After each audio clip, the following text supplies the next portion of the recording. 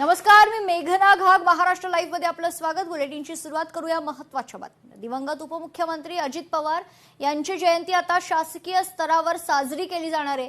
राज्य शासनाकडून आदेश जारी करण्यात आला. या क्षणाची महत्त्वाची बातमी आपण बघतोय. दिवंगत उपमुख्यमंत्री अजित पवार यांची जयंती आता शासकीय स्तरावर साजरी केली जाणार आहे.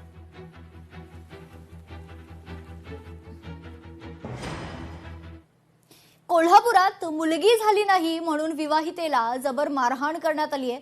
पती, सासू आणि दिराकडून या विवाहितेचा छळ खरं तर सुरू होता.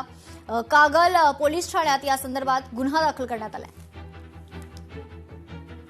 मारहाण झाली त्याचं मूळ कारणच होतं की मला मुलगी झाली, कारण का त्यांना सासरच्या मंडळींना, सासूबाईंना, मिस्टरांना, दिरांना मुलगा पाहिजे होता, कारण त्यांच्या घरामध्ये त्यांना मुलगी नकोच होती. आणि कारण सुनेचा सुद्धा छळ त्यांनी भरपूर प्रमाणात केलेला आहे. आतापर्यंत माझ्या आधी सुद्धा 2 सुना येऊन त्या न नांदता गेलेल्या आहेत. 9-10 महिन्याचा संसार करून मार छळ सगळा सहन करून त्या सुद्धा सोडून गेलेल्या आहेत. त्यांच्या अपेक्षा म्हणजे प्रत्येक कार्यक्रम आलं काय आलं सगळ्या मागण्या, बारसं घाला मोठ्यानं, डोहाळं जेवण करा तुमच्या येणं मोठ्यानं, सगळं म्हणजे मुलग्याचं लग्न केलं, लग्नात सुद्धा सगळ्या मागण्या आम्ही पुरवत आलो. पण आमच्या मुलगीशी असं का ती वागली?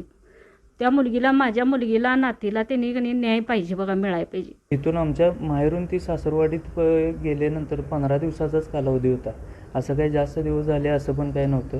पण 15 दिवसामध्ये अशी घटना घडल्या की तिला कमीत कमी 4 ते 5 वेळा मारहाण करण्यात आलेली आहे. आणि ज्यावेळी ही लास्ट टाइम झाली ही अत्यंत भयानक मारहाण होती. कठोर शासन केलं पाहिजे, परत पोलिसांनी पण त्यांना शासन केलंच पाहिजे. आणि